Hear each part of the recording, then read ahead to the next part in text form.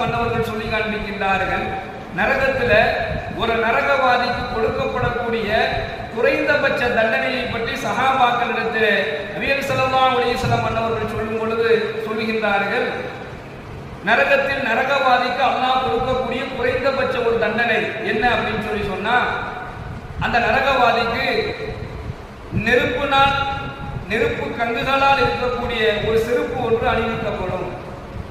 அந்த செருப்பு அந்த நரகவாதிக்கு காலில் மாட்டின உடனேயே அவருடைய மூளை உருகி ஊத்திவிடும்.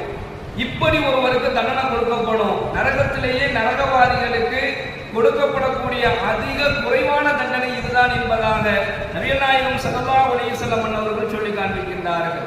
எனவே தான் அல்லாஹ்வே சொல்றான், நரகத்திலிருந்து நீங்க பாதுகாப்பு தேடிக்கீங்க, நரகத்தினுடைய வேதனையிலிருந்து நீங்க பாதுகாப்பு தேடிக்கீங்க, நரகத்துடைய அதாபை விட்டு என்ன செய்யுங்க, நீங்க பாதுகாப்பு தேடுங்கள் என்பதாக